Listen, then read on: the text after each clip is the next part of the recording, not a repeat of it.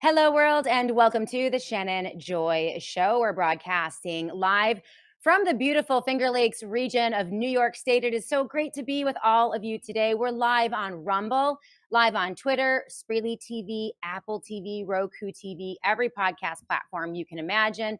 We're live on Substack, live on Facebook, live on YouTube. The Shannon Joy Show now reaching upwards over 1 million eyes and ears every month, and we couldn't do it without all of you. And yes, it is sweater weather. If you couldn't tell, it is sweater weather here in the Finger Lakes region, and it is not soon enough. I love autumn in New York. It is the best time of the year. And we have a lot of great programming for all of you coming up in the next month. Today, we have Sasha Latypova at the bottom of the hour after our interview with our good friend Don Polano of PCM and Associates, who will be joining us in just a moment to talk about the markets. But you saw the headline today, Sasha Latypova killing it with her Substack. FOIA'd government documents now reveal, surprise, the American citizens might just be worth more dead than alive, and that is to the tune of a cool $5.1 trillion. Everything kind of makes sense now, doesn't it? Jessica Rojas recently posted this on X, and Sasha Latypova has expanded on this in a very detailed and well-sourced Substack. They tried to hide it. I FOIA'd it. They gave me the link. Page 180 of the fiscal year 2024 U.S. financial report showed how much money the government saves if you die younger. And believe me, they know about it. This revelation gives new insight into the HHS initiative to replace the COVID kill shots with even worse, universal vaccines. Another source of another blockbuster Substack by Sasha Latypova. She calls it the all-in-one and done kill shot. And we love Sasha because she understands the science, the business, and the governmental influence in relation to pharma and also the medical industrial complex. She never pulls any punches and isn't afraid to spar with so many of the powerful influencers who tell a lot of lies. So not only are they, HHS, still refusing to pull the mRNA shots from the market, it seems like they are fixing to make things exponentially worse by adopting and accelerating Operation Warp Speed, right? To find the next generation universal vaccine. And that was in the Jay Bhattacharya Washington Post op-ed that we went through with a fine-tooth comb last week on the Shannon Joy Show. We're going to be talking with Sasha Latypova about all of those topics and more. And yes, she is in my Bad Girls Club. So she is the one of the bad girls of the medical freedom movement. And we're going to be joined by Sasha in just about a half an hour. You guys look fantastic on the live chat. Mav2022 is with us. CJP Rumble, great to see you. Buskman, Rothan Walker, Be My Valentine. Love seeing all of your beautiful handles on the live chat every day. And of course, we're so thankful to our friends over at Rumble, all of the sponsorship opportunities that they have for this programming. And of course, our sponsors over at Colonial Metals Group. Yes, the economy is in a precarious situation. The news is volatile. The financial news is even more volatile. We'll be talking about that with Don Polano in just a moment. One of the ways, you know, that my philosophy for investing and basically everything is all of the above, right? So I'm in real estate, I'm in cash, I'm in the stock market, but I'm also in physical gold and silver. And the company that I trust for physical gold and silver, of course, and also the gold and silver backed IRA that I use is Colonial Metals Group. Go to colonialmetalsgroup.com/joy today. That is colonialmetalsgroup.com/joy. They have a free gold guide, of course, a free safe for every new purchaser of physical gold and silver, and also a deal for up to $7,500 in free silver for those who qualify. This is one of the ways that I just hedge and protect my family and my retirement against all sorts of chaos. And you can too. We are so thankful for Colonial. They've been with us now for almost 2 years, and so many of you have had rave reviews about your experience with the amazing people over there. They meet you right where you are. They don't do doom selling or scare selling or coercive tactics. They just give you all the options and help you make a good decision. So colonialmetalsgroup.com/joy, colonialmetalsgroup.com/joy. Now, if you're into the markets, which I also am in, I'm really thrilled to bring in once again Dom Polano of PCM and Associates. He is my financial advisor, and amazingly, Dom, the very first, way back in the day, 12 years ago, with our humble beginnings in a tiny little double wide trailer in a cornfield where we launched the Shannon Joy Show. Dom Polano was with us. Is it still there? It's still there. He took a shot on a young plucky girl who thought she could make it in right-wing radio. And but Dom was the very first sponsor of the Shannon Joy Show 12 years ago. He has been with us all 12 years. He's been a regular on this program throughout the entirety, the ups and the downs, the bubbles, the bursts, COVID lockdowns, you name it. Dom has been there, a guiding hand and one of my most trusted sources on all things financial. How you doing, Dom? Good, thank you. Yeah. I'm here in town for a while at least.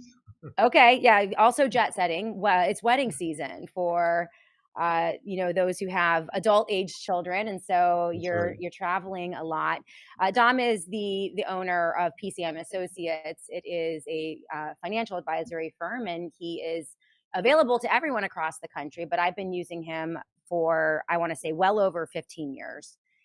For my finances and our family's finances. And there's a lot going on, Dom. I mean, listen, I meant it when I said to my audience, I am an all of the above kind of gal, right? Things are so volatile that it's hard to know and hard to play the market. Like what's going to be going up, what's going to be going down. There's a big debate over the AI tech bubble, whether it's a bubble or not. And we just saw that with the recent earnings report for NVIDIA. We also have tariff pain setting in and international pressures being applied to the United States of America as some of our competitors and our biggest competitors in the global marketplace are now finding each other because the U.S. isn't a great place to do business anymore because of all these tariffs. Everything is very volatile. What do you make of the situation right now? What are you talking with your clients about? You can't remember too, when you call something, sometimes the terminology gets applied not necessarily in the best of ways. Yeah. When we talk about a bubble, what happened when it bursts? It's gone. It doesn't exist. Right. So that with AI is not really about to happen. It could be overvalued. It could be overinvested in, and so you'll get a number of startup companies that will just say they're part of AI, and then they may not survive. So that's what tends to attract that overvaluation. I think that's, for example, what happened with the can't remember the NFT part of business, where they would do these coins, and now we don't hear about them anymore. And in fact, Kodak was going to do something with their to protect their images by having it encrypted. And there is a market for that, but the value and the worth of it was much overdone than what the true value was. With AI, I think it could almost price itself out, meaning that you've got three programmers and you got one person with AI is going to do the work of one. So it may not be as prevalent as the expectations are right now, but it's still going to be a lasting part of our productivity, I think, going forward. I think the hype is more general, and even with all of the technological advances and AI and automation, I still prefer to call up the energy company and talk to a real human. I still prefer to go and engage with human beings in most of my daily transactions. The benefit of AI or something that is automated to me does not outweigh the benefit of having real human conversations. And I think that in a nutshell, it is some of the sentiment that is driving this the skepticism of Yeah, what, but the what problem is can AI really when do? the person doesn't answer the phone. See, see, you want to call up the person and get the information on the energy markets or whatever, but if they Yeah, don't pick up the phone and you're trying to get a flight and it says, go to the website because there are not enough people there to answer the phone, or right. they have it outsourced. And so in order to get your proper information, you've got to wait, and then your plane is gone. Well, So and that's in that sense, they're kind of forcing the AI onto us, but that doesn't mean that the preference still isn't there, right? If I can choose between company A and company B, and company B has real people, and company A is all automated, I'm going to pay a little bit extra to go with company B because I just prefer it, right? Like, right, but there's and going to go, be a cost to that. yeah, So there'll be a cost to yeah, that, and that's where the trade-off is. right. Do you want a concierge service and you pay it much extra, or do you want a service that is not uh, uh, touchy friendly, but Hmm. it's going to be a lot cheaper. And so you end up pricing people out of this situation. So Yeah. there's pros and cons of both. And my thought is you can't really stop it. So you do the best within it. And look for alternatives if they're there. But Mm. that's where the capitalism comes in. The most cost efficient, best service will be the survivor. But one of the unfortunate trends of this administration is that capitalism really isn't at play. When you look at the United States government taking a 10% stake in Intel, and the United States government providing trillions of dollars worth of revenue, or billions of dollars worth of revenue for corporations like Palantir. When you look at Lockheed Martin, for example, where 90% of their revenue comes from federal government contracts, in those cases, you're not looking at a free market. You're looking at a socialistic or even fascistic market where the government, the federal government, under the guise of capitalism, is actually engaging in these types of public-private partnerships, and it becomes very muddy. I mean, what are the competitors of Intel going to do now that the federal government has a stake in making that company, which has never really been that successful or profitable, more profitable? That, if you put the boot of the government on all of their competitors, then you don't have free market forces Well, at play. the first problem came about when they passed the CHIPS Act, Right. which was $2 trillion. And The so first money was subsidy. Yeah. doled out Yeah. to, in fact, in central New York, Micron's got $40 billion in grants, tax incentives, um, uh, loans guaranteed to build in central New York. Right. And Intel got $40 billion to do the same thing in Ohio. And when they did this, these companies are making tons of money. Intel was not. Intel dropped from $60 a share over the last 6 years down to mid 20s. So, but the proper thing to have done would have been to rescind all that. But that was just not going to happen. So we've got the problem. The problem was $2 trillion went to companies that didn't really need the money. They should. There should have been uh, uh, uh, some incentives to get manufacturing back to the U.S., which has now come about in the form of tariffs. Well, if you're going to build your product overseas, then it's going to cost you more to bring it Right. back to the U.S., even though it's a U.S. company. So, but to get back to what you were saying about taking a stake in these companies, that was the problem. The problem was giving companies that are earning The trillions of dollars subsidy. Right. subsidies, correct.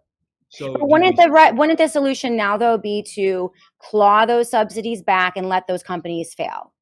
Wouldn't that be, because now yes, Trump is doing, but he is, yeah. you know what would happen? For example, like I said, $40 billion going to Micron in Central New York. Well, do you think the people of Central New York are going to allow that? Do you I think don't think the there are that tax many bracket? jobs there. I think Micron, isn't it an empty facility? There is a lot of jobs. There are Okay, there 55,000 are. jobs. Okay.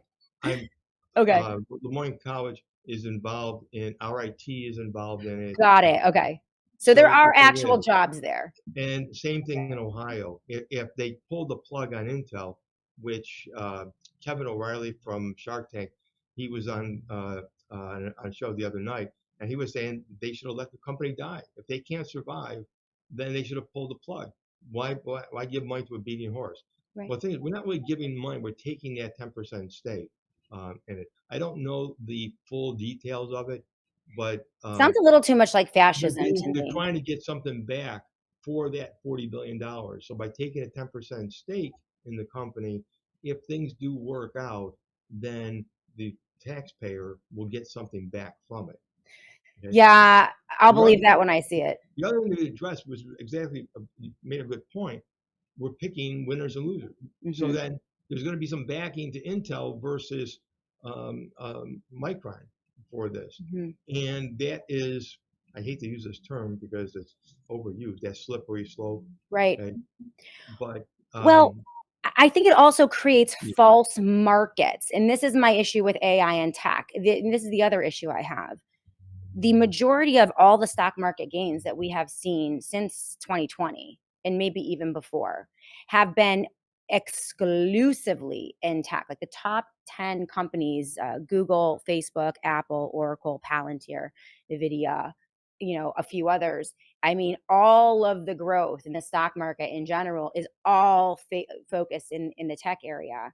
And so there's a great incentive, I think, for the government and the corporate class to create a demand, a false demand for AI and data collection and chips and data I don't know if it's a processing false centers. demand because No one uh, wants it though. I don't think people really want it. The government wants it for surveillance. The tech companies want but it if for the somebody invents subsidies. something, Yeah. it's just like Steve Jobs. We didn't need the the iPhone at the time. We didn't need the iPod, but once it's there, you see a use for it. Yeah. So that's just what happens. You got somebody. We're not going to be stagnant as a people. In fact, most of that technology came out of the U.S. And Europe over the last decade Hmm. hasn't been able to keep up because what technology, what advantages have come out of Europe that the world has used? Really hasn't been any. Hmm. So that's just going to happen. And unfortunately, Japan, China take our technology, refine it, cheapen it, whatever, and now we're Mm, competition hurting ourselves. But so that's I think where we are right now yeah. is that we're trying to keep what's ours and spread it. But I do like what's going on in Europe. I think they get it. Their markets have been stagnant for about 10 years, and now it's starting to turn. Yeah. What are you telling your clients? I mean, I am invested in the stock market. I avoid tech stocks because I do think it's a bubble. I might miss out. Who knows? But I like really, really big, boring, old stocks for the basics. And I've also been talking to some people, Dom, who are saying, listen, with this tariff action from the president, and it's one tariff after another, and the reports of inflation, coffee up 25%, vegetables up almost 40%, electricity energy is up even further. And many analysts are saying that we haven't even experienced the full tariff pain yet, that there was a lag about as companies in preparation for the tariff actions stocked up on supplies, those supplies are running out, and that the American people will feel the full weight, 100% of those tariffs by spring of next year. This is moving people into international stocks as China and Russia find new trading partners. India now saying that they're not going to change some of their partnerships based on new tariff threats from president. Like, how far does this tariff game go until we new supply lines are built among our competitors and the U.S. is completely iced out? See, the issue though is, and this is where the economists got it wrong, because they looked at tariffs as one component, Mm, and they didn't put together with the rest of the components. Number one is one of the reasons why things are cheaper overseas because they get subsidized by their government. mm, So that it doesn't change. So okay. when we assess a tariff, it doesn't mean automatically the value of what we're importing and the cost is going up 20%. Many of these products are subsidized by the government. And that's Right. what they term as dumping. And so that is still in place and it's probably been increased. The other thing too is our dollar has declined. And many people think that's a bad thing. And it depends to what extent. But our dollar has been extremely strong over the last 10 years. It's outpaced any currency uh, by a huge percentage. And evidence of that is by the travel that we've done overseas. Travel overseas to Europe, South America uh, has been extremely high since COVID Mm. by by the U.S. because the dollar has gone so much further. So that's starting to decline. But so those two things affect the cost of goods. A weaker dollar makes it cheaper for us to buy goods overseas, and the subsidies that overseas governments give to their product keep it low. So by assessing a tariff, we're not, it doesn't go up the same percentage. There is a Mm. percentage that increases, but not by the same. Plus, we're getting that income. That tariff money is coming to us, and that's what's being used to help lower the deficit, which it has been lowered a bit, Mm. not enough, but a Well, bit. yeah, that goes to my next question though. If we have a weakened dollar, and I would say when, I would challenge other countries are paying tariffs. I would say the US consumer is going to pay the tariffs in small businesses. And that's been debated, right? And I understand where you're coming from, but if we're looking at a devalued dollar that is not going to move, in any way, in terms of paying down that debt, I mean, it's 30 some trillion. Reseven. And yeah, and it's accelerating. People talk about a death cycle or a death loop where with the dollar diminishing in value, the ability to pay down, something like Well, 70% of bonds are coming due. that should help bring interest rates Mm. down. I Yeah. mean, think about it. We have not seen an interest rate drop in a year. Hmm. In September of 2024, when there was a 0.25% drop in interest rates, and that's been it. And other overseas, they've lowered their rate by in Europe, they've lowered rates 10 times. So um, this is important for us to bring our rates in line, and that will help the dollar for one thing, and that will help the deficit too, because as we issue out bonds, instead of issuing out bonds at 4.5%, we'll be issuing out bonds at 4%. That's a savings in funds right there. Hmm. So that'll help the deficit. So there are a couple of things that are in place that may take some time to work through. Hmm. I'm really confident in it? Of course not. You don't know it until it happens. Yeah. But um, there's too many um, uh, uh, projections that are being made with looking through a small lens rather than broadening things out. No, I mean, it sounds like you are taking the position of probably most conservative Republicans right now who are giving this president Trump time, I suppose, to do things that will fix the economy. In your mind, when will you know whether or not these moves, and the audience knows Well, how I feel about. One of the reasons I have Dom on, by the way, yeah, guys, is because he has a different perspective, and he has a perspective that many Americans on the right are sharing right now about what is happening, and so that's why I bring him on, because I want to hear what you have to say, and I think the that's a most discussion. important thing that will convince me that this is the proper path. I think this is a good path to take because too many times we attack the solution and we don't attack the problem. So I see this at least as attacking the problem. And I'll know when it's coming to some fruition or it's moving ahead in the right direction is when these companies actually step up to do what they've said. Apple said they're going to spend $600 billion over the next 10 years.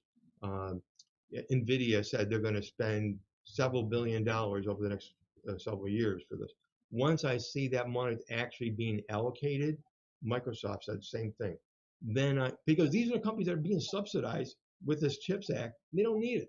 So Right. and so now finally they're being forced to say either you build your product here or you're going to have to spend, we're going to have such a tariff on you. So once I see this money actually being spent in the U.S. to do what they pledged, then I'll be convinced.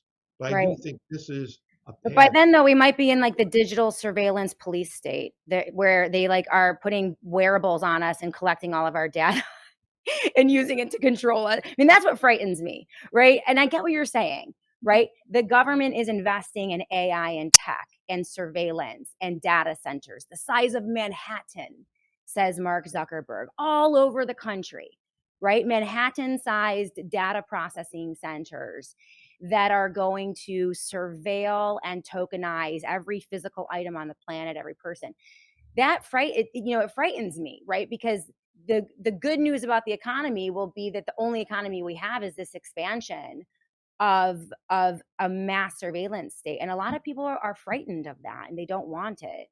And that's where I see this doom loop, because it seems like the success of this administration is solely built upon the success of the tech bros, of those who believe in I'm, a I'm technology not so driven sure future. about that, but there are safeguards I hope.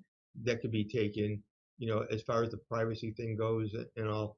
Uh, I mean, you send out a letter, it's got your return address on it, they can track exactly where it came from. So you send an email, they know where it came from. Same thing. So I think there's always that concern of privacy, and we many of people have been lax about keeping their privacy, and so Mm, that's something that we have to take upon ourselves to do because there are yeah. safeguards with the privacy, but we don't take it. Many of us don't take it seriously enough. Well, I think that that's where we could leave it, because I do agree with you, Dom. I think that there's a lot of propaganda swirling from all sides, right? There's a lot of hyperbole in the headlines, right? About the markets. I think everything is resting on technology. I mean, you can see that in the stock market, top 10, it's all in tech. I think at some point the culture is going to speak. I think the American people are going to speak in the same way that they spoke very quietly about the vaccines, right? And ultimately, only 10% of the American population are taking COVID vaccines. They're speaking very loudly. The people in power don't really hear that, but the same with things like the Cracker Barrel logo and the overreach but I think that we're going to have to wait and see what the culture says, and then that is going to drive. And I hope that the culture moves towards analog and away from so much tech. I like tech, but I think that there's a danger of going overboard with this, particularly in the power of information. And when information, which is an enormous amount of power, is consolidated in one spot and controlled by very few people, many of whom are not elected, that becomes very dangerous. Well, there's always uh, the need to for that physical touch. For example, just thinking about it, uh, concerts. People want to go to concerts. They want to see stuff live. You can watch something virtually and all that, but to be there for the experience, to see it, there's always going to be that desire. And I think we should kind of latch on to that Yeah. part of it. But there's always data being collected, and so when you log onto your computer and you happen to click on a pair of shoes that you like, all of a sudden 2 days later you're going to get bombarded with 10 different styles of Yeah. shoes. And so, I would like to see legislation limiting that. No, I'm very serious though. I think you're right, but I think it's wrong. And I don't think that we should just accept it as inevitable. I don't think that that's an argument. Well, Shannon, you're on air every day and your face is on a camera, and that means that you should hand Mark Zuckerberg all of your private information, including what happens at the gynecological office, right? No, bullshit. I don't want that. Okay. Like, that's my point. Like, it does not, when they say, well, that's not an excuse. I think we should be saying privacy is important. when you take that responsibility and you go forward with it, some people are lazy and don't, Hmm. and you hate to see them take advantage of, but that's Yeah. something that's a choice, a decision we have to make. Yeah. And actually, with a lot of this technology that's out there, much of it is toward privacy. I mean, there's a number of companies that look at the cybersecurity part of it. Yeah. And so there are safeguards that are out there. Yeah. Whether we make use of them is the other question. All right, Don Polano, really interesting conversation as always. About, some of the issues that people are grappling with. And I do like having your perspective. You and I always have a really great time and great discussions about these type of things. Don Polano, PCM and Associates, again, the very first ever sponsor of the Shannon Joy Show, still sponsoring us today. And his services are available to all of you across the nation, 800-536. Yeah. What was that? Have a great Labor Day weekend. Yeah, you too. Travel safely and stay out of trouble, Don. I will. I know. See you Yeah. soon. All right, we'll see you soon. I just adore that man. Really one of my favorite people in the world. Thank you, Don Polano. PCMPolano.com.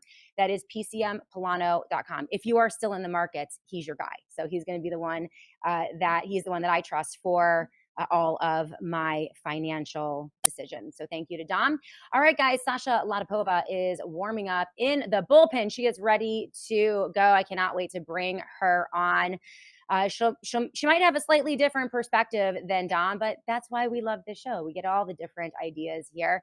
And we're going to be talking about, as I mentioned earlier, a variety of things. Maha with a lot of headlines about a lot of victories. Are they really victories, or are they engaging in yet another incoming rug pull? And that is replacing the tragic, toxic, horrifying mRNA technologies with a brand new, worse universal vaccine. As I mentioned, Sasha calls it the all-in-one and done kill shot. It's worse than the one before. Also, some other great headlines from her Substack. It is the best. When we come back, we're going to continue with the Sasha Latypova right here on the Shannon Joy Show.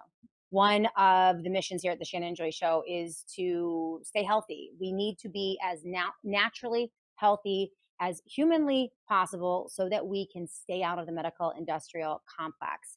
We don't want to be on pharmaceutical products. We don't want our bodies to be susceptible to viruses or anything that they are subjecting us to. We don't want to have to rely on the medical industrial complex or pharmaceutical companies in order to exist and survive. And that means daily, like a lifestyle of healthy living and getting the nutrients that we need. And as you guys know, collagen is a regular part of my daily routine for health. It's also now a part of my husband, devastatingly handsome Dr. Joy's daily routine as well. And this is because it is known as the crucial building block for your bones, your joints, muscles, tendons, and ligaments, as well as your skin, hair, and nails. So as we age, we just stop producing. We don't stop producing collagen, but it really slows down. You need to put it back in your body. And this is why daily collagen is so very important. And my favorite collagen, of course, is Native Path Collagen. Why? Because it is the best. It is the cleanest. It is 100% grass-fed bovine collagen. So no plant-based anything here. It has one ingredient, nothing else is added. It's hydrolyzed collagen, which is the best kind. It dissolves perfectly into any liquid, hot or cold. It's that clean. It also has only the types 1 and 3 collagens. And as I mentioned, it's sourced only from very, very happy cows, happy, grass-fed, free-range bovine cows. So no marine, egg, or chicken sources at all. It is also the lowest cost on the market per serving with a 365-day money-back guarantee. You will not get better collagen for a lower price point than you will with Native Path, but you have to go to my site, which is getnativepathcollagen.com/joy. That is getnativepathcollagen.com/joy for 45% off. And yes, 95 day? What did I say? 65 day, 365 day money back guarantee. You can send them back empty containers if you don't like it, but you're going to love it. So make sure you get your discount today. Go to getnativepathcollagen.com/joy. Welcome back, everyone. A quick shout out to our friends over at Perfect Origins and Vive Biotics For the first time, I'm addressing my gut health and the balance in my gut. Most people don't know this, but if you have an imbalance, it's going to impact a lot of things, namely your energy. It can contribute to bloating. If you've dealt with bloating, low energy, or just feeling off, you're not alone, and it might be your gut health. It is the master switch for so many things: digestion, immunity, and even your mood. So, this is why I have been using Vive Biotics from Perfect Origins. It's a dropper, 4 droppers on my tongue every morning, and it is not your run of the mill probiotic pill.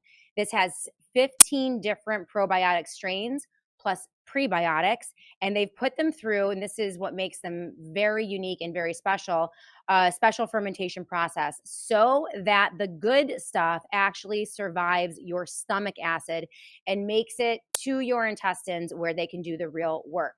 There are so many benefits for a healthy gut. It can help restore your gut's natural 85 to 15 good to bad bacteria ratio. It can improve digestion, reduce bloating, and support regularity, which is always a good thing. Also, it boosts your immune system, especially as we move into the cold and flu season. It's getting a little nippy out there. You want to make sure that your immune system is healthy. Also, we're moving into fall and the winter months, lower vitamin D levels. So that's going to be really important. This is why I've been using Vive Biotics from Perfect Origins. Right now, they have a money back guarantee. It is perfectorigins.com/Vive Biotics/SJS. And you can enjoy a full year money back guarantee. You can send them back empty bottles if you don't like it, but you are going to love this product. So, www.perfectorigins.com/Vive Biotics/SJS. I know it's a mouthful. Annie's going to pop that link up in the show notes, and she already did in the live chat. So thank you so much, Annie. Okay, without further ado, we have a very special birthday present for our favorite birthday boy, CJP Rumble. It's just for you. I knew that today was your birthday, so we made sure to have the amazing Sasha Latypova join us today on the Shannon Joy Show, and she's going to do a special Marilyn Monroe rendition of Happy Birthday. No.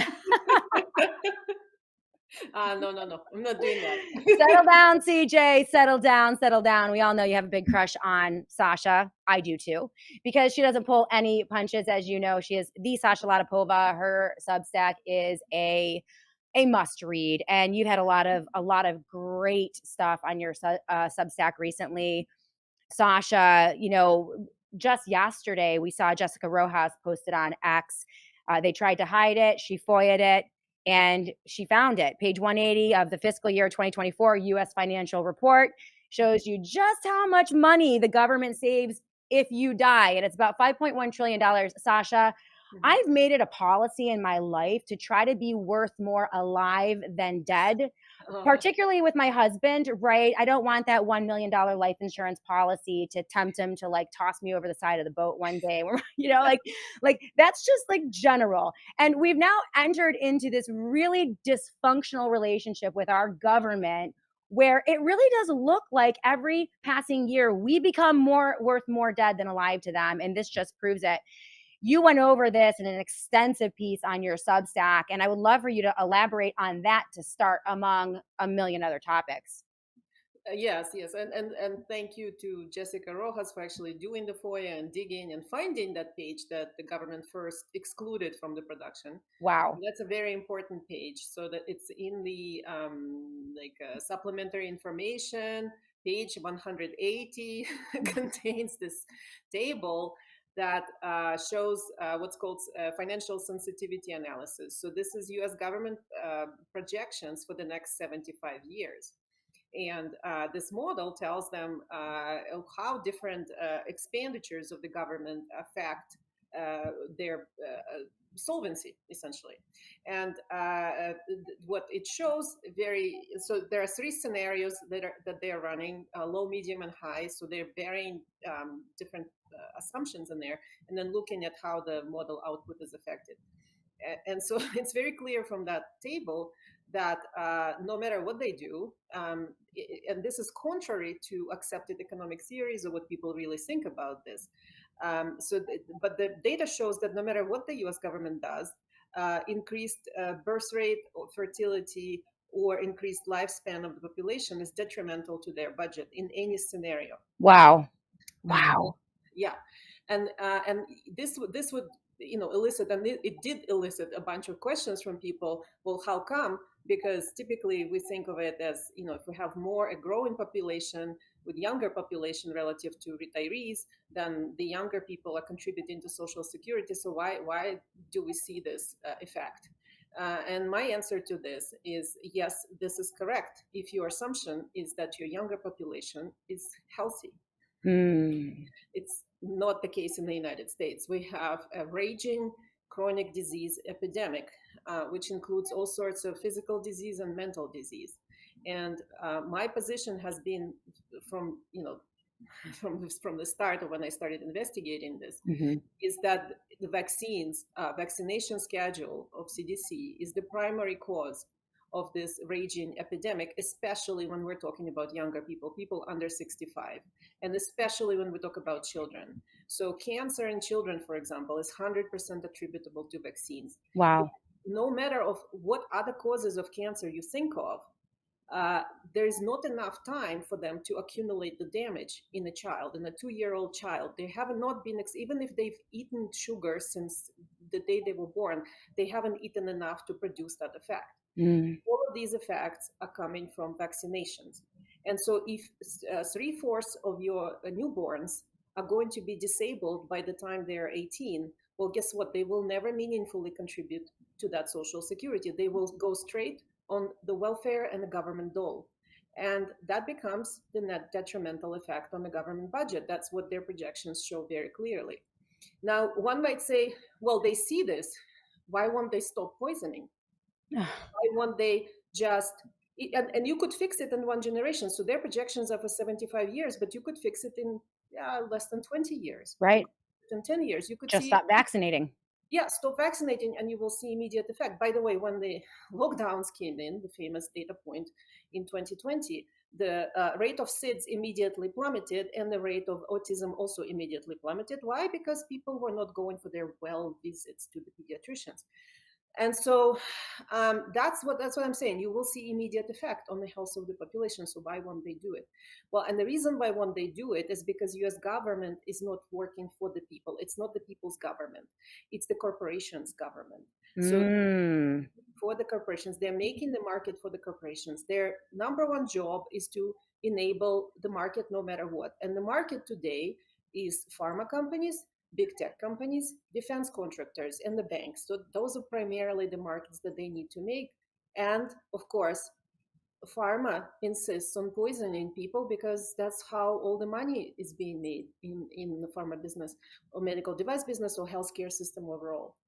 And it's a huge part of the economy. By the way, the HHS budget is larger than anything else, larger than anyone else's budget, even the defense officially. Wow. So HHS officially is the largest budget, even out spending the United States defense. Officially, yeah, defense tends to just steal the money, and but their official black budgets, right? But their official budget is much less than HHS's. So yeah, a little bit louder if we can. And we have all day. Well, we have another 45 minutes, so we can really work through these. I don't want to rush you through it. So the question is, stop poisoning. Why wouldn't you just stop poisoning Americans, and we would not have this health epidemic that would lead the government to report that they would be better off, budget speaking, with dead Americans? And the answer is because the government is working for the global corporations, technocracy, and the pharma corporations. And I think that goes to the concern, and this is something that I brought up with Dom in our first discussion in the first half hour of the program, that if you read and listen to the statements of these tech CEOs, so many of them who are now military generals in the United States government, by the way, and advisors to the president, and really in a partnership now with the government. They will say that the future that they envision in the world does not involve a lot of humans. They believe that the technocracy in the future is with AI and robotics, that there will only, they only need a handful of humans to do certain menial tasks, and I don't know, provide them with body parts and organs when they need them, I suppose. Yeah. I mean, but that this whole idea that large populations of people create wealth for a nation, they're saying, no, we're going to throw that away. We want small populations of people, highly controlled, highly surveilled, and with absolutely no rights. And then we, the 1%, the oligarchical tech class, will pretty much run everything. We'll run the planet through AI and whatever. I mean, it sounds crazy, but that's exactly what they talk about. People like Chris Yarvin. Is that your sentiment? Have you seen that in your research as well?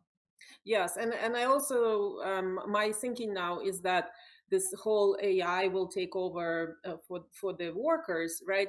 It came secondary to these financial projections, because these financial projections, this was known well in advance of, even before computers were developed.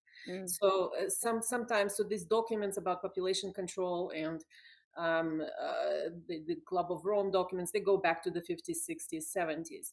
And I think they knew that this point will arrive at some point in the future, where they will have poisoned the population to such an extent that it can't be used as a productive workforce. And even the money that they're deriving profit-wise from the pharma harvesting, I call it harvesting of human bodies. And now we're in the era of harvesting of human data and bodies together. So this whole harvesting operation is at the scale that the underlying government structure can no longer support. So it's coming out of balance very, very dramatically. And so they need to crunch the base, and they say, okay, we can effectively harvest a much smaller population. And then what happens with all this other stuff that we need to do? Oh, well, here we have AI to replace what we are going to eliminate. And I guarantee you, this is how the discussions are going on inside the Bilderberg and WEF. And, I'm willing to bet anyone going there, they can, take a bet with me on what exactly has been discussed over these past few decades when they came up with this plan. It's like that, because this is how these people think. It's government. I think Catherine Austin Fitts called it bureaucratic mass murder, and that's exactly what it is. It's a bureaucratic mass murder. So they speak as if this is inevitable. It appears that the actions of this president and the handing over of most of the apparatus of the federal government to unelected tech CEOs and entrepreneurs, the collection of data, the mass collection of our very, very valuable data is already happening, and it's already now being taken out of the silos and then consolidated. Big project with Palantir to create the data center to rule them all. That was just about a month ago, Peter Thiel. And many think he's the Antichrist. Oh, by the way, Peter Thiel is engaging in a 4-part series on the biblical Antichrist in California, Sasha, out on, you should go to that, check it out. Oh yeah, he should know. He's an expert, being one himself, right? So So my question though to you is, how inevitable is this? They seem to know that it's inevitable, and we're just going to go into this new dystopia. No one is saved, no one is spared. How inevitable do you think this is? I mean, they're definitely trying, they're going for it, that's for sure. And they're probably going to collapse our economy at some point and try to move us in, use that as the excuse, the crisis, to move us into the digital food stamps, which are stable coins. How do you think it's going to play out, the timeline, and do you think they can achieve it? Yeah, so I think time is on our side. They're nowhere close to where they were planning to be. What people need to realize, these people, they talk about things like they're inevitable. Like if you listen to Elon Musk, you'll think we already have, New York City built on Mars. But They're obsessed with Mars. So they always talk like that. Don't take them seriously. They are delusional. They're sick. Many of them are on drugs. So they're not in their right mind. And even if they were not on drugs, they're still not in their right mind. They've programmed themselves into this self-created, self-imposed reality, and this is their preferred reality.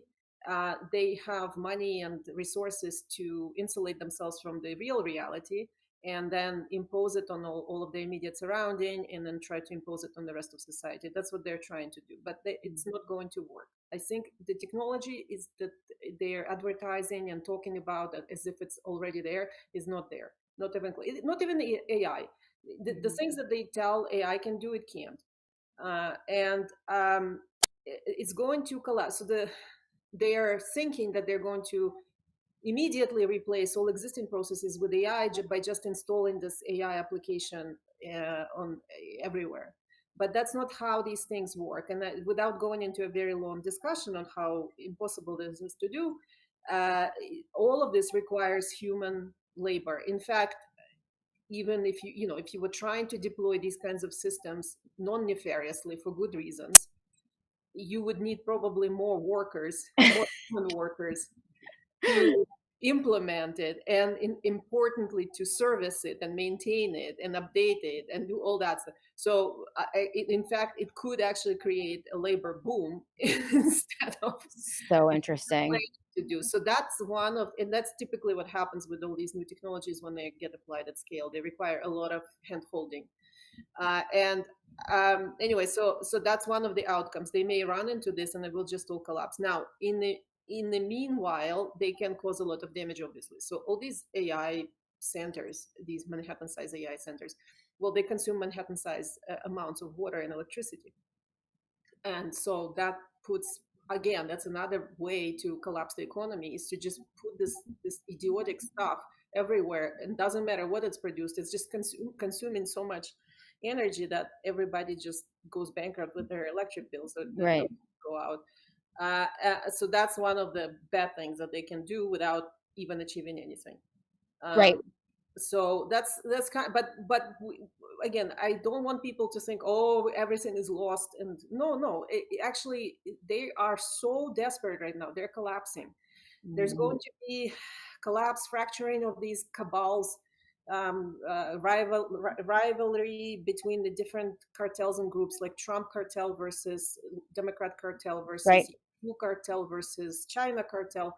And so that's going to happen, And that's good for us, by the way. it's good for us. Yes, Yes, it can lead to unrest and problems and it economic will. problems, but just keep in mind, this is a good sign. This is a sign that the structure is falling. Right. So Well, and we can see that so much, and this was, I had a conversation with a very, very, very well-known investor. And, he basically said that all of the smart people know that AI is a complete bubble, that it's literally garbage, that the tech is nowhere near where they say it is, that AI is a glorified search engine. It has very little value. They're saying that he said that the bubble is going to burst. He didn't give me a timeline, but he said soon. He said the stock market is 100% driven by these AI and tech stocks yes, that are banking on the federal government creating the surveillance and control infrastructure. So all of the hype and the excitement about tech stocks, it's not how it's going to help the human condition or help humans flourish. It is all in this one silo of government control and the erection of a digital prison and a digital police state. They're going to try to move people into their digital food stamps, which are the programmable stable coins and the tethers. They're going to try to back it with digital gold, which is supposed to be Bitcoin. Okay. and that they are pumping the propaganda out so hardcore right now because they know it's all a mirage. Uh-huh. It's not real. And he said that you have to look at like what the Federal Reserve did just in in early August. They are now looking at revaluing gold, okay? Because the international community knows that the United States market is a steaming pile of you know what. Uh-huh. Our trade partners are not trading with us anymore. They're finding new supply lines. They're all going in. The big investors are going into physical gold and silver. They're in land, water, physical assets, cash, their own little currencies that they create. Like this whole idea that somehow we're going to dominate the future with humanoid robots and nanotechnology it's a fever dream Mhm. of the revenge of the nerds losers who have been, reading sci-fi for way too long and sitting in front of computers. And like you said, they've been doing way too many drugs and they probably injected themselves with, I don't know, chips. I don't know. I mean, Elon seems off to me. Uh-huh. A lot. Uh, he said the silver lining is that they can't control the bubble bursting. They want more time, right? Uh-huh. But But they're they not don't. going to get more time. And that's kind of what you're saying. So this is what he said to me. Your thoughts on what, you know, Oh, uh, I totally agree. I totally agree. And again, we're coming together on the point that they're pushing for more time all the time because a whole bunch of these technologies just do not function. So, for example, like in my area, I'm not a very tech person as far as computers and stuff, but uh, in the biological space in the drug development, there's huge hype about, oh, AI is going to make drugs. They invested $1 billion into this Zaira Therapeutics. They came up with some non-working prototype software model, calling it AI.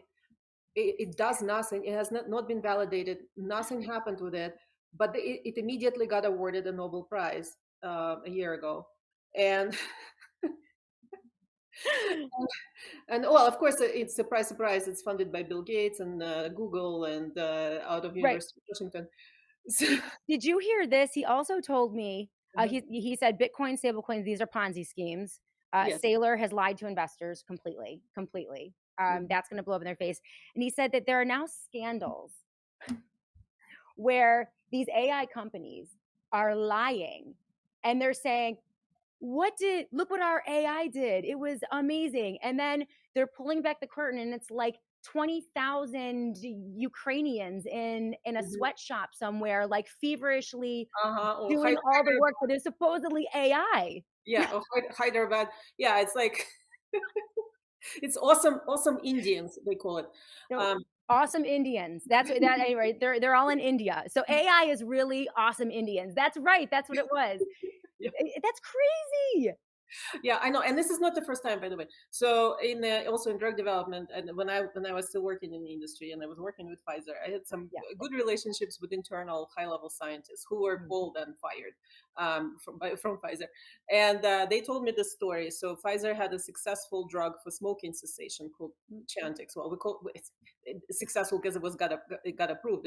It's toxic. It doesn't Right. work, Right. I but remember that. they were celebrating internally as a success. The CEO of Pfizer, Joe LaMattina, at the time, went into internal big meeting celebrating this big approval and said, "Oh, this is example of high throughput screening, designing and developing the drug." And high throughput screening is basically, 20 years ago, this is what the AI was, Mm. high throughput screening. So at which point the scientists who actually developed it had a cow. Yeah. Right. They were, what the, so then they came back to me and they said, you know how it was developed.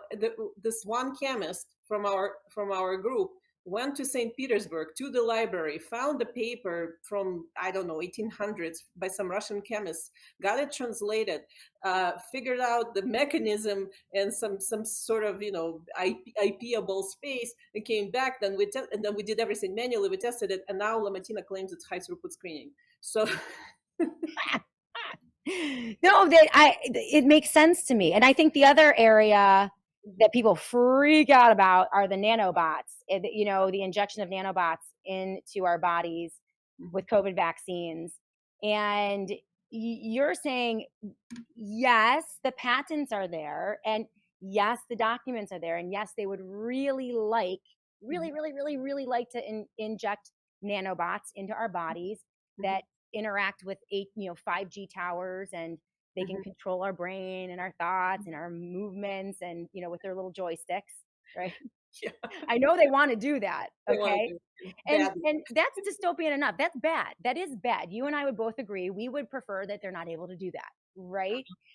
But your issue with that, and it's not that you don't believe that that's what they want to do, but you're saying the technology, you haven't seen the technology deployed and actually working, even though they're finding devices in people's bodies, they're finding not so great things, and there's a lot out there. You're just saying that as far as you're concerned at this point, you haven't seen functioning technology there. I haven't seen the functioning technology, and it's also not possible for a variety of reasons. And I've been writing about it, and I will publish some more, actually very interesting material related to this. Okay. This is because huge areas of science today are totally fraudulent and false. Not fraudulent necessarily. They didn't necessarily start being fraudulent. It's a process. It's a process of scientific discovery where people find something and they think that their theory is confirmed, and they proceed on the knowledge that this is a confirmed theory, and it turns out it wasn't correct. And then they build on it. But the proper thing to do is to revise the theory and go back to the drawing board. And this is what the good scientific method is supposed to achieve. Now, unfortunately, in the corruption of science, centralization of funding by the government only, NIH only, they want to control the preserve previous positions of power and profit.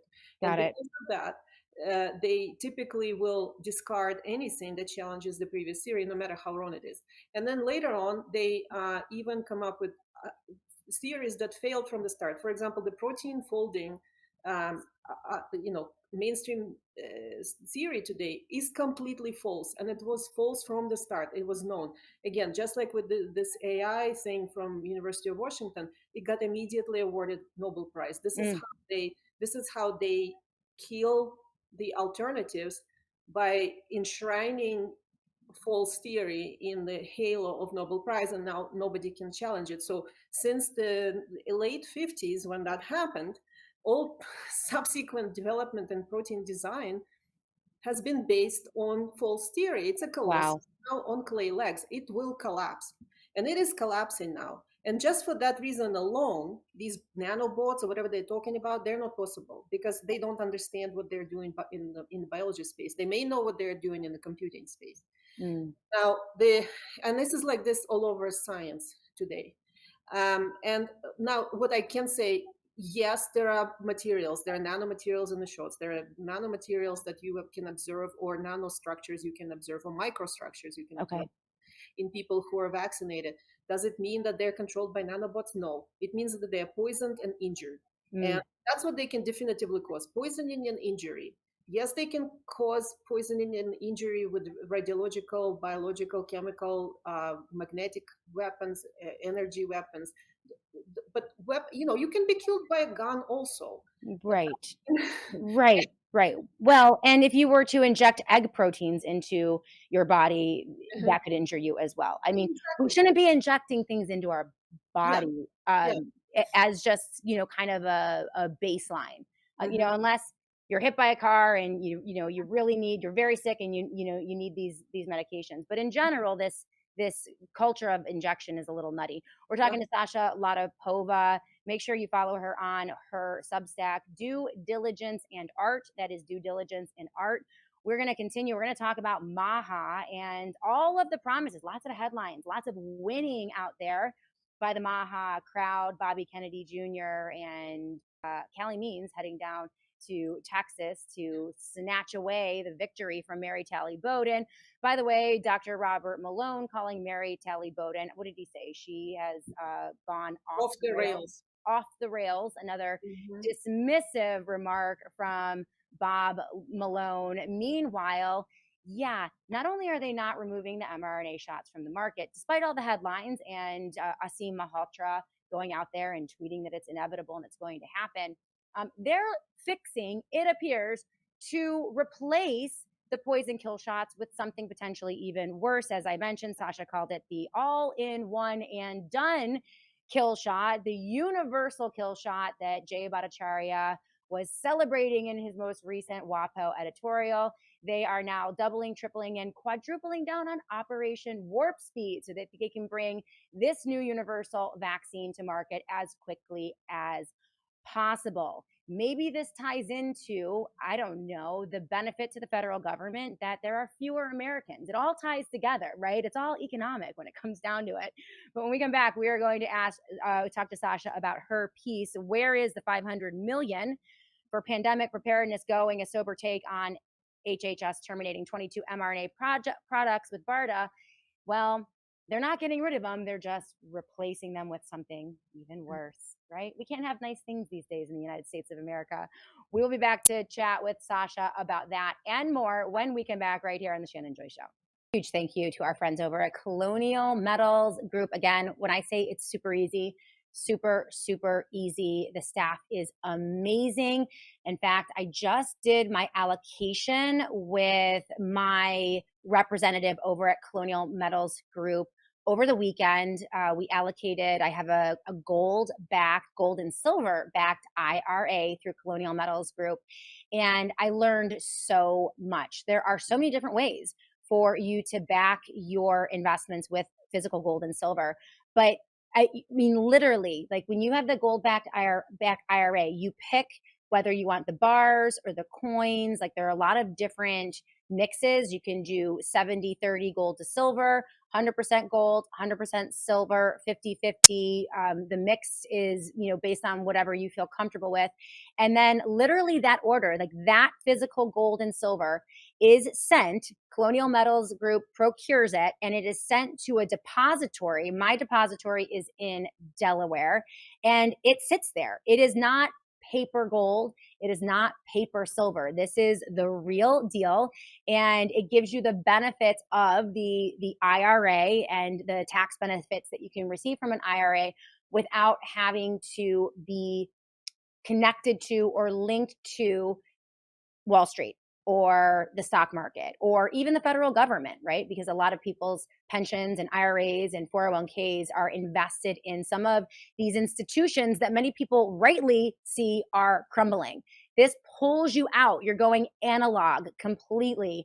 And I trust the folks over at Colonial Metals Group. So colonialmetalsgroup.com/joy is the URL. Please tell them that Shannon Joy sent you, because that's how they know that you came from this show, and they're just great. So thank you to Colonial.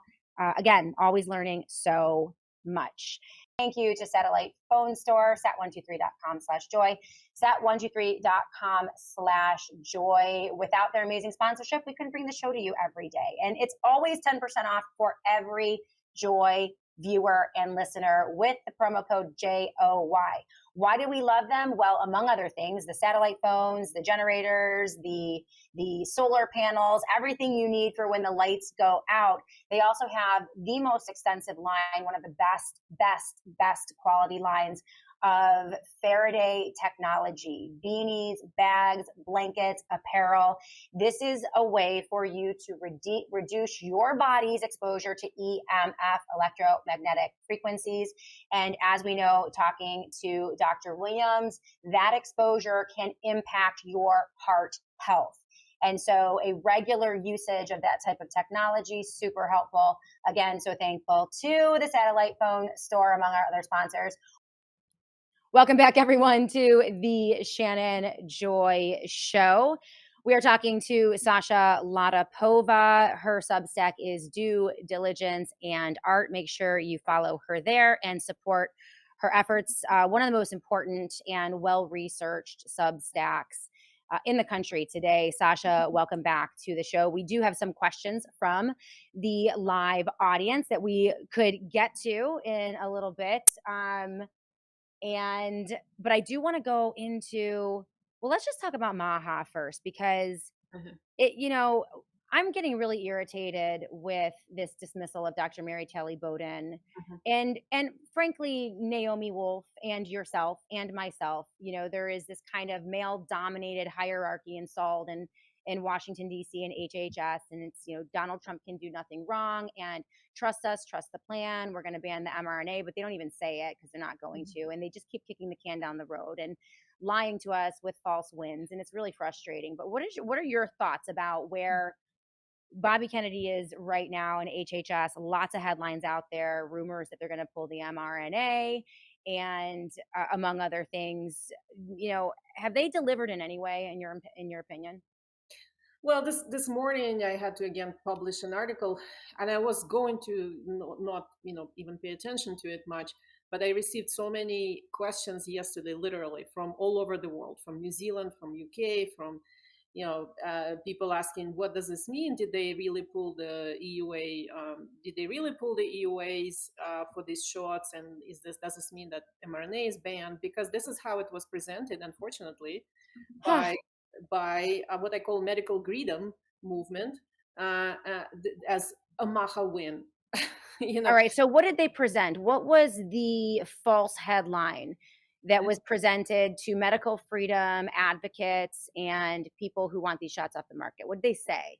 Well, so the consistent headline was, "Oh, EUA authorizations terminated for COVID shots," basically, right? And then, when you actually read the announcements from HHS, including tweet by Robert Kennedy, what they did, in fact, yesterday was fully approving new versions of mRNA for this fall season. Yes, they did. Yeah. And as part of that, they revoked the previous EUAs for those versions or whatever was happening. So it's a replacement. The you know, as I said, you can put lipstick on a pig; it's not going to look like Melania Trump. Uh, I heard she was a man. Sorry. I'm sorry. I'm no, so no, she's a beautiful woman. I know, I'm joking. I like her. It's a joke about Candace Owens and the whole thing. It's so stupid. I never get into that, but no. But go ahead. She is a beautiful woman. A woman. She's a beautiful woman. I Yeah. think she's a beautiful, graceful Yeah. woman. I have nothing against Melania. And so, anyway, but so in reality, what happened? They approved new versions. Now I have this whole debate now. Well, not debate, but I also got additional questions from good-minded Maha people. I'm not saying that they all control the position, but Right. honest, good-minded Maha people, Sure. high profile, again reaching out to me today. I was responding to emails saying, well, but really it means that these are fully approved now, and you were saying that this is still under PrEP Act. That's they're trying to argue that. And again, I am saying, look, the EUA, the PrEP Act declaration for COVID emergency is still extended until December 2029. There is no Yes. argument about that. That's a fact. Once that that declaration is in place, that becomes the governing law for anything COVID related. And if you read the documents, and I've pointed many, many times to the documents about it, yes, it is very confusing. Yes, it is a legal morass on purpose so that there is this confusion and they can continue doing this. But the unconfusing part is that the under PrEP Act declaration is still open. The governing law about anything COVID related, not just vaccines, every drug that's being used, every propaganda piece that's being written, every brain Countermeasure. countermeasure, coercion, all of them are countermeasures. And once they're countermeasures, they cannot become fully approved pharmaceuticals. There is no way, because statutorily, they are designated as non-investigational chemical substances. Mm. Something is a non-investigational chemical substance, you cannot test it in clinical trials on humans. It's illegal. Hmm. And they didn't. And also Operation Warp Speed was explicit in their congressional testimony, or I think it was congressional testimony. I have a transcript that said on October 2020, Doran Fink, who was then in charge of this at Operation Warp Speed, said, we are switching to the EUA countermeasure route because having an IRB and informed consent would be too burdensome. Okay. That's why. So they never ran clinical trials. So these platforms, now they're being treated as platforms. So the platform went on the market as EUA countermeasure. It remains as EUA countermeasure. Then subsequent versions that derived from this platform actually were never even tested for anything. So now, they issue new versions. They don't even bother to test it on 2 mice for antibodies. Forget. Wow. So all I'm saying, this is a legal fake. When FDA says we approved mRNA shot for COVID, it's a legal fake because the governing law is EUA countermeasures. And by the way, the easy way to test it is look up if these shots are on the National Vaccine Injury Compensation Program. They are not. They are on the countermeasures injury compensation Right. program, right? So that's the easy test. People can do it, and that's what I'm saying. No matter what FDA says, this is just It's a EUA. shell game. It's a shell game. It's a Uh, shell game. not Now, and just to be clear for the audience, Bobby Kennedy Jr. could legally pull these shots off the market by ending the emergency, by rescinding the emergency declaration that was made by the previous HHS commissioner. Yeah. Yeah. So he can, and he knows this. The argument I hear back is we need to do it in a way that this cannot be undone by the next administration, which is a valid argument. However, the first step, if you were doing it in good faith and you were really planning to do it, and you were doing it in good faith, the first step is honest disclosure about this to the public, Right. which Right. they have not done. And by the way, this is all I'm advocating for right now. I'm not even calling for banning mRNA. I am saying fully disclose what I just said because Right. it's the truth. Use the bully pulpit to tell the truth to the American people about COVID, adverse events, injuries, and deaths. Allocate NIH funding to study COVID adverse events, the mechanisms of harm, right? They have billions of dollars at their disposal. They could acknowledge the victims. They could invest government money in studying cures for those who have been injured by COVID-19 vaccines.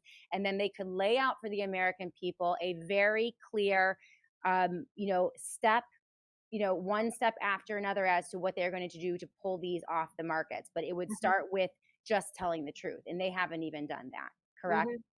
Correct. And just telling the truth, by the way, would also prevent this. So what's happening right now, they are not telling the truth. As we discussed previously with Naomi, she had a very good point. Their communication strategy is abysmal. Right. And this is part of it. So they're not communicating. When they're communicating, it's not truthful. What happens is they're rapidly losing their base, and the other side doesn't like them any better at all. Right. So this is a sure way to lose. Okay, if they disclose the truth as I just described it, which is how the law is written, if they disclosed it, then even the most like blue-pilled Covidians would pause for a second and start thinking. And by the way, they wouldn't necessarily start a war or and directing their anger at RFK Jr. would also be unproductive because he had nothing to do with this. And he was also very explicitly against this. So my question is, why is he now covering up for this? Right. Well, many people are saying that he knows exactly what to do. He knows exactly what needs I to be talked to done. him about it. He knows it. Yeah. And you did a full interview with him about this, and he needs to keep his job. The fear is that he will be fired by Donald Trump and Susie Wiles if he speaks out against this. And so they're playing games. And, in the meantime, what really irritates me, though, is that they are pressing the pedal to the metal on Operation Warp Speed and moving very quickly. And this was laid out very explicitly by Jay Bhattacharya in his WAPO op-ed last week. And then it was reiterated by Bobby Kennedy Jr. that they are moving to this new universal vaccine platform that has a lot of warning signals, which you laid out in this piece. So this is now, even if they were to get rid of the COVID mRNA shots, they are already ready, and they have the new platform waiting in the wings, and they plan on using Operation Warp Speed tactics because they have declared now Operation Warp Speed to be a great success, which is basically human experimentation, no liability for pharma, billions or trillions of dollars of government money and funding, to the pharma companies, and coercing, manipulating, and forcing a population into the uptake of a product that they don't want. That's basically Operation Warp Speed under the guise of an emergency.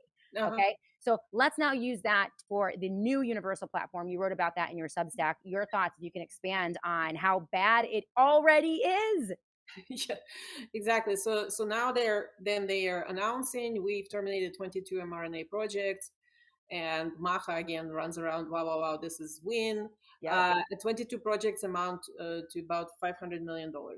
That doesn't mean that all of the mRNA projects are terminated, by the way, because just this week there was another BARDA award to $20 million to this OCVax company, which is part of this universal flu platform, but it is a essentially an mRNA product add-on to this flu platform. And by the way, it was tested now in early testing, and it showed that it makes this flu, whatever they are adding it on to the flu platform, it makes it worse. It makes it more toxic, and it doesn't work. So anyway, coming back, so but technically they're saying we terminated these mRNA projects. We're reallocating $500 million to this universal flu platform. If you look at this universal flu platform, as I did, a couple of things immediately jump out. For me, it was such a disappointment when I saw Jay Bhattacharya's piece in Washington Post. It was incredibly bad. Yeah. And this is the guy who I personally also thought was a good guy, honest guy. And when I saw this, I just can't. These people will ruin your faith in humanity, your last shreds. Anyway, so he went and started propagandizing this as such a great achievement, and it's going to be completely non-commercial. That means that the government, it's a public-private partnership, aka fascism with the government, to create the new. Yeah, so he's saying, well, now the government is going to be making vaccines. We're back to pre-1970 when the government was making vaccines, all of the vaccines. So they're kind of, turning again to that model, seems like, except I'm sure, well, who's going to be manufacturing it? NIH doesn't own any manufacturing facilities. So, of course, it's going to be licensed to Pfizer, Moderna, probably. So the government owns it. Government has all the liability. Government has all the power. And then they outsource it to their partners at Pfizer, Moderna, GlaxoSmithKline, Merck, you name it, right? Yeah. So it's actually the revolving door that Robert Kennedy Jr. has spoken about so eloquently for 20 years. It's the revolving door on steroids, like a bigger, badder, nastier, faster spinning. Faster spinning, exactly. So this completely non-commercial exercise is patented by NIH and specifically patented by Jeffrey Taubenberger, who is the replacement of illustrious Anthony Fauci at NIAID. So this guy owns the patent. The NIH also owns the patent. So Fauci, bad boy Fauci owns the patent on I don't know how many different pharma technologies, and that's super bad. But now new guy comes in, he also owns the patent, and basically it's just like a mini Anthony Fauci. He'll make a lot of money. Like, I mean, if he owns it, that's crazy. Yeah, right. But this is non-commercial effort at all. It's going to be just for the betterment of humanity. And now, so that's the commercial aspects of it. The technical aspects of it, it's a horrendous thing. They're saying it's going to be a multi-strain. So they're advertising it. It's going to protect you from all strains of flu and COVID. Okay. Bullshit. So yeah, total. So they're going to cook up these whole viruses somehow. Okay. Let's not go into how they make it. It's really disgusting. By the way, the way they make those viruses, I've looked it up technically. They use aborted fetal cell lines.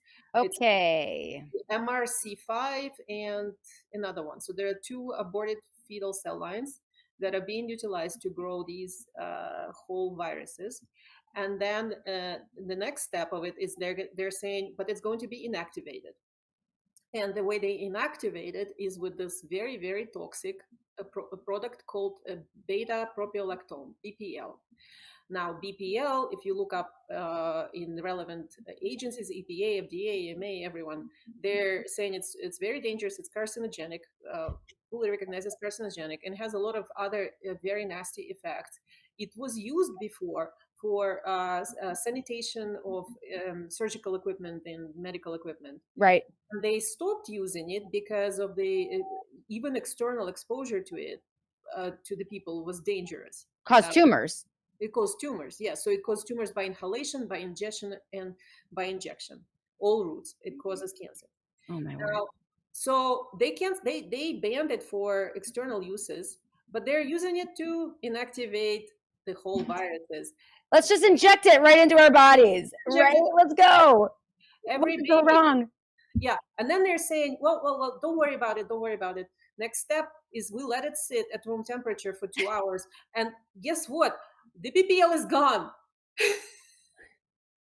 So letting it sit at room temperature for 2 hours, they claim magically gets rid of the BPL. Magically gets rid of it completely. It's not there. Problem. No problem. They're saying it's at non-detectable levels, which I translate you from vaccinology. It means we just we have it about 1,000 times over the limit, just like with those DNA plasmids in Pfizer shots. But don't worry about it because we're not regulated. Nobody will ever hold us liable for it. So that's one thing. The second thing is the thing that they claim it dissolves into or breaks into. They're saying, oh, it breaks into harmless acid that's similar to lactic acid, which is your muscles produce after exercise. I searched the entire web. I used AI. I used ChatGPT to try to find where was that tested. Where was that fact tested that this particular substance that they claim is harmless, it actually is harmless when injected. Mm-hmm. And there is no such thing in the world. ChatGPT said, yeah, they tested it by oral exposure, but never by injection. So we're talking about BPL that has never been tested in terms of toxicity when injected. No, that has been tested and demonstrated carcinogenic. But then they're saying when it sits for 2 hours, it will collapse into this harmless acid. Okay. And that acid has never been tested. Never been tested. And so this is one of the key components of the new and improved Jay Bhattacharya approved, HHS, Bobby Kennedy approved new universal vaccines that they're not talking about. Let's get to some. This is all, you guys can see the entire write-up and all of Sasha's sourcing on her Substack, Due Diligence and Art. We have a lot of questions and comments here, so I would like to get to the audience. You guys have been very patient. Diog99, Sasha, do you agree with Mike Yeadon? And that's awful, by the way. Thank you for that write-up on this new universal vaccine because I haven't seen it anywhere. Maha doesn't seem to care about it. I haven't seen it on Highwire or any of the other typical medical freedom outlets. And hopefully we can push this out and there'll be more research and more investigation. Diog99 said, Sasha, do you agree with Mike Yeadon that the death shot, the COVID shot, was purposefully malicious? And can that be shown? Is there proof that this was done on purpose to reduce the population of the globe? Well, yes, I agree. And I actually, a lot of Mike's statements are based on my findings. We've been collaborating for. Love it. So you've been collaborating with Mike Yeadon. Yeah, we've been in touch for all these years. He was the first person who actually helped me to even get my materials out because I had no social media, zero access to anything. And he helped me publish the batch variability data first time in UK in 21. And so since then we've been friends, and we've collaborated on various things. So yes, I completely agree with his statements. It was completely known because he, and as drug developer, and I as drug developer on the development side, we both saw the same thing. We know where to find FDA guidance documents, which is how the FDA regulates industry. And it was very clear. So as early as 2015, actually, this knowledge existed before, but in 2015, FDA published regulatory guidance which summarized their knowledge at the time about the mRNA, about gene therapies, including mRNA class of product, which was always a gene therapy. And at that document, it says explicitly it causes death, it causes miscarriages, it causes blindness, it causes cancer. Mm. And that document was written for the manufacturers who wanted to develop these products to test for all those things. Um, right? And so they knew nobody can say they didn't know. So when Maha tells you, oh, they didn't know, they lied to Trump, and and Fauci, and then the FDA didn't know, or doctors didn't know, or this is nonsense. Nobody can, or Robert Malone will go and start saying something. Forget it. Nobody can call themselves an expert if they can't look up a basic document, which is FDA guidance on the topic of interest. Right. No, that makes a lot of sense. And I think, it's,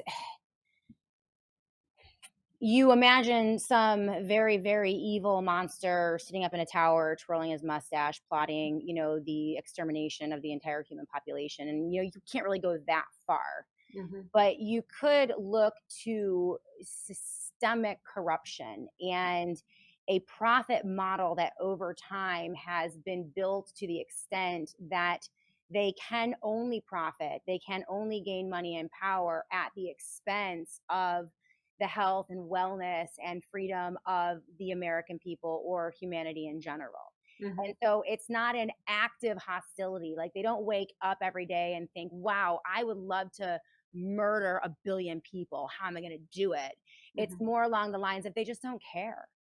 Yes, they don't care. They exactly. operate in a different echelon. They have seized power and control in our government, and they just don't care if they off 1 million of you. It's a data point on a Mm-hmm. graph to them. And is that what your understanding of this? Most of them, yes. There may be some few individuals who do fantasize about killing people. Who do you think they are? I mean, if you were to identify. One, people like, I mean, there are a bunch of really, I would say, demonically driven. I mean, not necessarily possessed, but they're in a state of mind that they're so far gone into the evil that they replace their understanding of good with evil. But Yes. that's few. I think it's few, and it's kind of the WEF crowd and whatever. Right. But there's a whole bunch of executive layer of just bureaucrats who are not like that, and they probably, if you meet them in a bar, you think they're a lovely person. They're probably very engaging and funny, and they seem kind, and they seem intelligent, and you. But then they go to work and they do this, and they do this because, how should I say? Yes, because they don't understand their morality has been replaced with this bureaucratic alignment with power. Mm. And they are given excuses. So the structure designed various excuses for them to pretend like this is good. So I had discussions with a bunch of people, and most of the time people who are evil think of themselves that they're good. Nobody, like, as I said, with exception of maybe satanic pedophiles or something, the the the general crowd that commits evil thinks that they're doing good, and they need to be given these. That's why this whole structure is designed this way, under this emergency, the scenario of like drama, emergency, Mm-hmm. hero. Why are they going to such extent? This is very expensive to produce, by the way. It's the most expensive show production in the world that we've just Absolutely. and the reason they go into such trouble is because most people need to think that they're good to do anything. Mm. That's what they have designed, and this is why these people fall for it, because they're given this fig leaf of excuse to pretend that you're good, and they take it and they run with it. I've seen it time and time again, and it's usually a slow process over time. It starts small. They make one accommodation, and then the next accommodation, and then the next accommodation. And then it becomes, they become entangled in this web of lies and mistruths and associations that might not have been. And, I just see it happen over and over and over. And then they can't. I mean, they can't admit. Sometimes then the crime becomes so great. And I would say this is probably somewhere where maybe President Donald Trump is. Like the idea that your Operation Warp Speed produced something that killed and harmed so many hundreds of millions of people across the globe would be far too much for any person to grasp or grapple with. And so they have to literally shut down that part of the brain. They have to close it off. You can't penetrate. And this is why Donald Trump refuses. He will not do an interview. The questions about Operation Warp Speed and the vaccines are off the table. Will not grant an interview unless those are up, because he can't be faced with that. He can be faced with that. I mean, I'm not even going to Trump. I mean, a lot of, so for example, doctors, pediatricians that poison children every day, they also dissociate it. They think that, you know, I'm hero, I'm a doctor, I'm treating children, I've dedicated my life to the, you know, healthcare, whatever. Same with parents who are taking their children for vaccinations. And they have poisoned their children, and they won't admit that they are responsible for it, because that's the most awful thing in the world to admit to. It is. I admitted to it. I mean, there is freedom in truth. Yes. And acknowledging the truth. And you know, a lot of us, we were lied to. We were propagandized. We were sucked into systems. We were, I mean, and that's not our fault. The fault comes when when that clarity sets in and and then you decide whether to acknowledge that truth, and that's the hard way, or bury that truth. And that's sadly at this point in humanity, I think, the easier way. But we need more people who are going to acknowledge the hard way. And that can exist in a variety of different things. I mean, I voted Republican for like 30 years. And, you know, thought Republicans were great and Democrats were bad. Like, I was tricked just like everyone else. I bought into the D versus R, the whole thing, the circus, right? It was only when it became unavoidable for me to admit that these guys are in cahoots together that I had to do the hard part, which is say that on the air. And, you know, then I lose my audience. Great. So fun. Yay. We bad girls don't do it the easy way, do we? We do it the hard. We kick the hornet's nest, usually by accident. And then are like, what the heck just happened? We have run out of time. One last question. M. Garth Hilton. Sasha, since they are experimenting on Americans illegally, how do we fight locally? And I don't want to hear, he has something to say to you, Sasha. He doesn't want to hear vote for better people. Well, I don't think she's going to say that. What would be your answer? Do you love how this audience like bosses us around? They're scary sometimes. So what can we do? Number one, say no. Learn to say no. Anything government comes up with, say no. Decline digital ID, decline digital money, decline this whole thing about, another thing RFK Jr. recently said that drove me nuts was that we're going to have access to our medical records on cell phones. Absolutely no. And try to get your records sent to you on paper.